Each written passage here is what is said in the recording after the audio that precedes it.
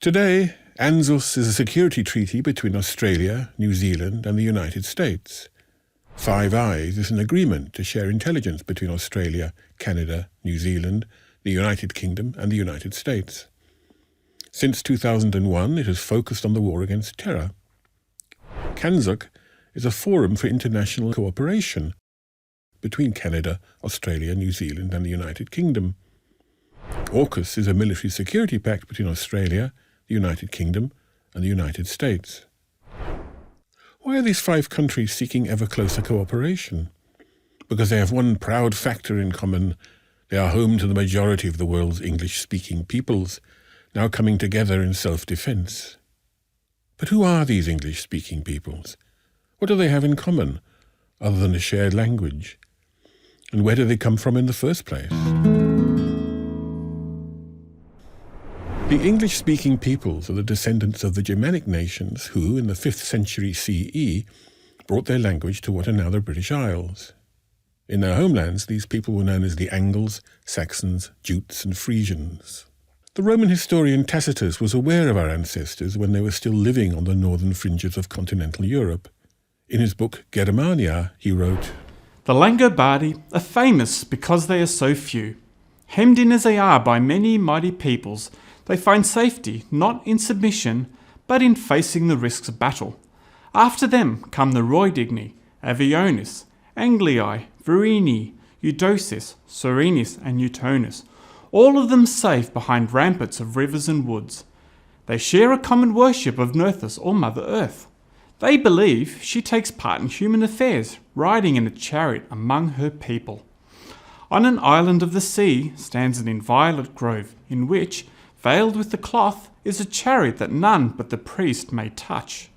The priest can feel the presence of the goddess in this holy of holies, and attends her with deepest reverence as her chariot is drawn along by cows.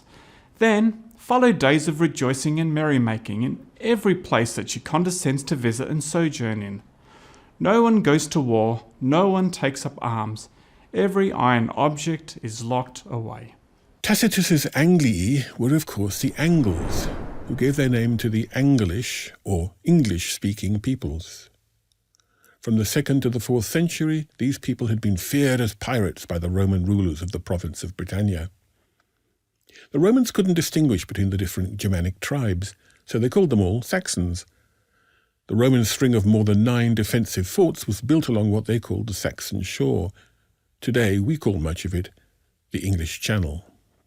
When the Roman legions were withdrawn in 407, the British people who had become used to Roman law and order were besieged from all sides. A Celtic king named Vortigern employed 2 shiploads of Anglo-Saxon mercenaries to help him. After a pay dispute, the soldiers mutinied. They invited more of their own people to join them in Britain. The newcomers brought with them their own culture, including their pre-Christian religion, their costumes, their general way of life, and their language. They established their own local kingdoms. This is how the English language, which is now referred to as Old English, sounded at that time. What? We gardena in jerdagum, theod kundinga thrimje frunon, hutha ethelingus ellen fremmedon. Oft shield shaving sheathan a threatum, monigum meithum, meodo settler oftech, eisere earlas. Siddan erest weerth feashaft funden, heithas frofrie bad, weox under wolknum, weerth mindum thach. Of that him eichwilch sara sittendra over hroon rada hier an shoulder. Gomban Yildan. That was God König. What were the characteristics of these people? One of our best-loved English novelists, Charles Dickens, wrote of them, "Under the great Alfred, all the best points of the English-Saxon character were first encouraged and in him first shown. It has been the greatest character among the nations of the earth. Wherever the descendants of the Saxon race have gone, have sailed, or otherwise made their way, even to the remotest regions of the world, they have been patient, persevering, never to be broken in spirit, never to be turned aside from enterprises on which they have resolved. In Europe, Asia, Africa, America, the whole world over, in the desert, in the forest, on the sea, scorched by a burning sun or frozen by ice that never melts, the Saxon blood remains unchanged. Wheresoever that race goes, there law and industry and safety for life and property and all the great results of steady perseverance are certain to arise. The culture of the English-speaking people then spread out across the British Isles. For instance, it wasn't long before the Kingdom of Northumbria stretched from York to the south of Edinburgh in the north. That is why all the fertile agricultural districts in southern Scotland speak a northern dialect of English today. Bede, an English monk who died in 735, wrote a history of the English people and described their migration from northern Europe. Those who came over were of the three most powerful nations of Germany, Saxons, Angles and Jutes. From the Jutes are descended the people of Kent and of the Isle of Wight, including those in the province of the West Saxons, who are to this day called Jutes, seated opposite to the Isle of Wight. From the Saxons, that is, the country which is now called Old Saxony, came the East Saxons, the South Saxons, and the West Saxons. From the Angles, that is, the country which is called Angulus, and which is said from that time to have remained desert to this day, between the provinces of the Jutes and the Saxons are descended the East Angles, the Midland Angles, the Mercians, all the race of the Northumbrians, that is, of those nations that dwell on the north side of the River Humber, and the other nations of the Angles. The Angles, Saxons and Jutes may have displaced some of the Celtic people who had been living in Britain under Roman rule, but modern archaeological finds suggest that a peaceful coexistence was established. The Celtic-speaking people and the English-speaking people differed only in their culture. In appearance, they were the same, what the British police today describe as Identity Code 1. It is therefore not surprising that Athelfrith, the first king of Northumberland, married a Celtic princess called Bebba and named his chief fortress after her. The Celtic-speaking peoples of the British Isles could only maintain their culture on the fringes: Ireland, Wales, Cornwall, what is now Cumberland, and the Highlands and Islands of Scotland. The 5th century Anglo-Saxon settlers brought with them the Old English language, the language of their homeland in what is now Denmark. It ultimately spread to all corners of the British Isles. But the rule of those first Germanic colonists did not go unchallenged for long. England was one of the richest regions of Europe, and soon the Anglo-Saxons found that they had to fight to keep what they had won. By the 8th century, the Anglo-Saxons and England were integrated into the continental Christian economy. Their still heathen cousins, who had remained behind in Denmark, were not. They saw England as a plum target to be raided. In the year 793, they struck at the monastery on the Northumbrian island of Lindisfarne, stealing its treasures and killing its monks. This was the start of decades of sea-borne raids by the people we call Vikings today. The Anglo-Saxons called them Danes. The Viking raids were most successful as smash and grab expeditions, since without the equivalent of a modern standing army, the English rulers could not protect all their realm all the time. In 886, King Alfred of England signed a treaty with the Danish warlord Guthrum, dividing up the kingdom. A line was drawn from approximately London to Chester. The descendants of the first Danish settlers were to retain the area to the southwest of the line. The new Danish settlers could have the area to the northeast. This region was called the Danelaw, because Danish laws prevailed there. Meanwhile, the newer Scandinavians were rapidly making inroads into the rest of the British Isles. Most of the archipelagos to the north and west of modern Scotland were conquered and settled by Norse speakers. Many of the coastal places of Wales still bear Scandinavian names, for example Ramsey, Emsger, Skomer, Stockholm, Grassholm, Gateholm, as well as the better-known Milford and Kvistgård. So many Norwegians settled in the northwest of modern England and the southwest of modern Scotland that the contemporary dialects still bear traces of the Old Norse language. In Ireland, Scandinavians were mainly responsible for establishing towns like Dublin, Wexford, Waterford, Cork, and Limerick. On the 13th of November 1002, King Athelred ordered his English subjects to murder all the first-generation Danes living in England.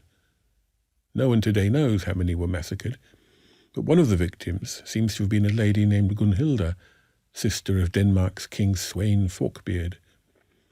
Retribution came in the following year with Sweyn's invasion of England. By 1018 his son Canute was King of England, Denmark, Norway, Scotland and parts of Sweden and Ireland, in what has been called the Empire of the North Sea. In 1040 Canute was succeeded as King of England by his son Harthacnut. After Harthacnut's death in 1042, an Anglo-Saxon dynasty resumed control of England until 1066. Meanwhile, another group of Scandinavians, mainly from Denmark, known as the Normans or Northmen, had been raiding northern France. From 911 onwards, they were granted an area known as Normandy, where they became very powerful. In 1066, the Duke of Normandy, William, tried his hand at conquering the wealthy country of England. The English soldiers had just fought off an invasion by the Norwegian king Harald Hardrada. A few days later, exhausted and overstretched, they were defeated by the Normans at the Battle of Hastings. Let's sum up so far. The Anglo-Saxons were the first wave of Danish colonists to cross the North Sea and settle in England and southern Scotland. They brought with them the English language. Then came the Vikings, who settled extensively in that part of England north of the Thames. A third wave of Danes under King Canute conquered all of England as well as much of Scotland and Ireland. Finally, the mostly Danish Normans established their iron rule over most of the British Isles. All of them had crossed the North Sea from an area that was centred on Denmark. It is therefore not surprising that modern genetic studies show that contemporary Danes are the closest relatives to the traditional peoples of the British Isles. The Anglo-Saxon vassals of the new Norman rulers helped Edward I to conquer Wales. In 1296 he invaded Scotland, leading to 300 years of brutal warfare between the two kingdoms. This only came to an end when King James VI of Scotland ascended to the throne of England as James I, uniting the two kingdoms. Meanwhile, the Normans had also tried their hand at conquering Ireland. In 1169, a deposed king of Leinster, Dermot MacMurrough, asked the Normans to help him regain his throne. In 1170, there were significant Norman landings in Ireland, led by the Earl of Pembroke, known as Strongbow. The formerly Norse, Viking towns of Dublin and Waterford were conquered, leading to many centuries of further warfare. The Old English language was now the speech of the defeated Anglo-Saxon victims of the Norman conquerors. But these Anglo-Saxon serfs were still a majority in England, and eventually a form of their language broke through the constraints of the French-speaking Norman establishment. The first great revival of the English language was expressed in the Canterbury Tales, written by Geoffrey Chaucer in the late 14th century. This masterpiece was written in what is now called Middle English. Much of the grammatical complexity of Old English had been shed, and with a bit of effort, modern readers can understand Chaucer's English. When that April with his surest sort the drocht of March hath pierced to the road, and bathed every vein in switch liquor, of which virtue engendered is the flour.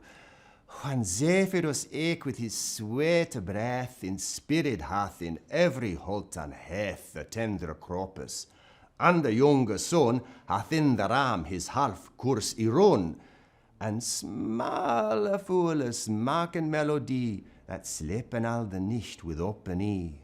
So pricketh them nature in ear courageous, than longen folk to go on pilgrimages, and palmeres for to second strongest rondes, to ferna halus couth in sundry londes, and specially from every sheerest end of England to Canterbury thy wend, the holy blissful martyr for to sake, That hath holpen, when that they were sick.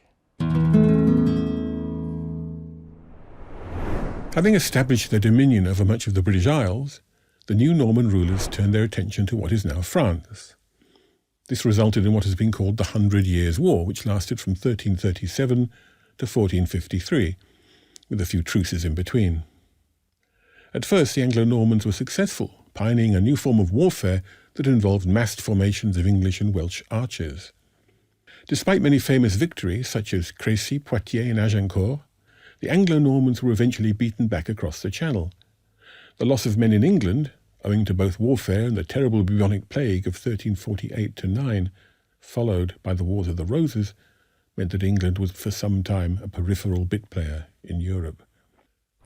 Henry IV, who ruled from 1399 to 1413, is said to have been the first king in over 300 years whose mother tongue was English rather than French. One way of looking at this period is to observe that the rigid social distinctions caused by the Norman conquest were at last breaking down, and the physically related Celtic, Anglo-Saxon, Danish and Norman settlers were beginning to share a common destiny.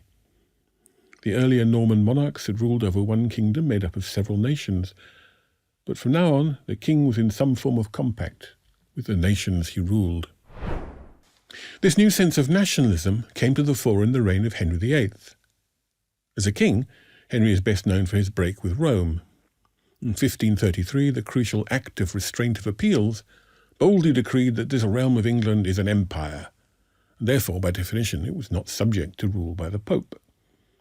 From 1536 to 1539, the Catholic monasteries were dissolved, and much of the best land of England and Wales was nationalised, thus doubling the government's peacetime revenue.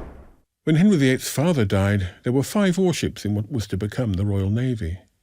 When Henry himself died in 1547, there were more than 40 ships of the latest design, and England was well on the way to becoming a major naval power. Henry's daughter, Elizabeth I, continued her father's vision with regard to the English Navy. With her encouragement, Sir Francis Drake became the second man ever to circumnavigate the world in 1577 to 1580. The third circumnavigator was another Englishman, Sir Thomas Cavendish, who made his round-the-world voyage in record time between 1586 and 1588. The ruling maritime power of the day was Spain, and both Drake and Cavendish had raided Spanish possessions in the Americas. Spain could not allow the rising power to get away with this, so in 1588 the Spanish king attempted to invade and conquer England. The main force of this invasion was the Spanish Armada, made up of about 130 huge Spanish galleons and other craft. They were comprehensively defeated. They fled northward up the English coast, from which some rounded the tip of Scotland. Many were destroyed at sea, and those Spaniards who tried to land on the western coast of Ireland were routinely massacred. By the way, there is no truth to the urban myth that some darker-complexioned Irish people are descended from survivors of the Spanish Armada, as this map makes clear. Sir Walter Raleigh believed that the English-speaking people should colonize North America, and he sponsored an expedition of 500 men to Roanoke Island in what is now North Carolina. In 1584, these settlers established the first English colony in North America. They were soon followed by the settlers of Connecticut, Delaware, Georgia, Maryland, Massachusetts, New Hampshire, New Jersey, New York, Pennsylvania, Rhode Island, South Carolina, and Virginia. These became known as the 13 Colonies. King James I of England approved the new settlements in America. By the time of his death in 1625, the population of England was about 2.5 million. The population of the American colonies is thought to have been about 2,000 in 1625, but it grew to maybe 2.4 million by 1775. For the first time in history, there were almost as many Anglo-Saxons, or Anglo-Celts, or English-speaking peoples living in the new transatlantic settlements as those living in the British Isles. With the immense natural riches of the New World at their disposal, harnessed by the intellectual, cultural and financial wealth of the British Isles, the English-speaking diaspora should have been in a position to follow their own destiny as a united people. But tragedy intervened in 1775 with the American Revolution, a new civil war between the English-speaking peoples. Queen Anne died in 1714. Since she had no direct heir, the throne passed to her nearest Protestant relative. George, the Elector of Hanover, became George I, King of Great Britain and Ireland. Hanover was a state in northwestern Germany, bordering both the North Sea and the Danish region of Schleswig-Holstein, which was later conquered by Prussia. This had been the homeland of many of the first Anglo-Saxons, so George's ascent to the British throne reignited the common interests of a related people on both sides of the Channel. The Hanoverian soldiers loyal to George and his descendants were to play a major role in the fortunes of the British Empire for several generations. By 1775, the United Kingdom had a population of about 8 million, while America had maybe 2.5 million residents. The American colonists objected to what they thought was unfair treatment, declaring that all English people were equal, wherever they resided. The misguided government of George III took a different view and tried to subdue the colonists by force. War broke out, lasting from 1775 to 1783. German states provided thousands of auxiliaries for the British government. Spain and France supported the colonists, and the 13 colonies achieved independence. Maybe 70,000 Americans died on active service. At least 6,000 British troops died in that war. We should also not forget the maybe 8,000 Germans who died in British service at this time. English-speaking and German-speaking troops later fought on the same side against Napoleon and did not clash until 1914. Many English-speaking people continue to migrate to the independent United States. But from now on, Britain's loyal colonies were to become more prominent to the English-speaking diaspora, particularly Canada, Newfoundland, Australia, New Zealand, and Southern Africa. Sadly, the British government had not learned from its defeat by the colonists. From 1812 to 1815, another war raged between the same two sides. A main reason was that the British government supported those indigenous American tribes who sought to stop the continental advance of the English-speaking people. In 1813, the Americans burned down the legislative building in what is now Toronto, Canada. In 1814, British troops burned down the White House and the Capitol buildings of their English-speaking cousins. In the end, the two sides signed a treaty restoring the pre-war status quo after a pointless loss of about 35,000 men. From 1861 to 1865, the Americans were at it again, but this time in a civil war against each other. This was the first mechanized total war of modern times.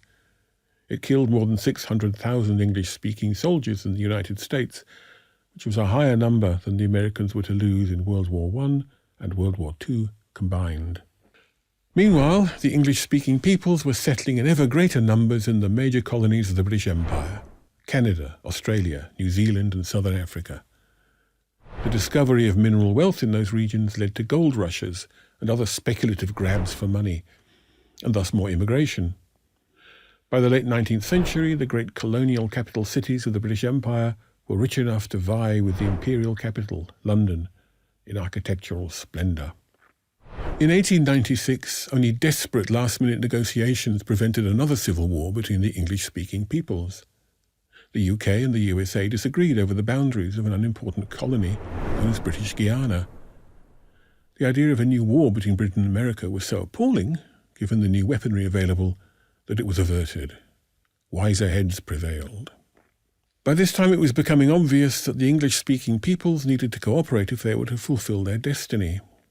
In Britain itself there was a strong movement for imperial federation, led by the likes of Joseph Chamberlain, who managed to introduce trading tariffs that favoured the English-speaking diaspora. Let it be our endeavour, let it be our task, to keep alight the torch of imperial patriotism, to hold fast the affection and confidence of our kinsmen across the seas, so that, in every vicissitude of fortune, the British Empire may present an unbroken front to all her foes, and may carry on even to distant ages the glorious traditions of the British flag. Lord Sydenham was an army officer who had a long influence on British military thinking. He served in America, then became Governor of Victoria, Australia, in 1901, and later Governor of Bombay. In his memoirs, he commented on the views he had held in 1893.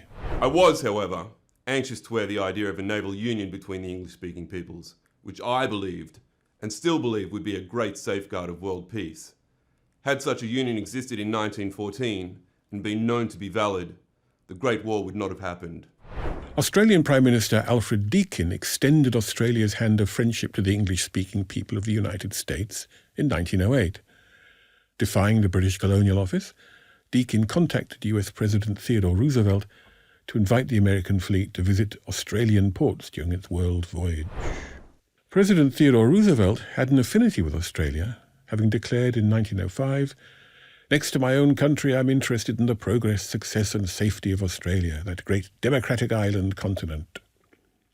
In his personal invitation to President Roosevelt, Deakin emphasized the broader affinity between Australia and the United States, stressing, "No other federation in the world possesses so many features in common with the United States as does the Commonwealth of Australia."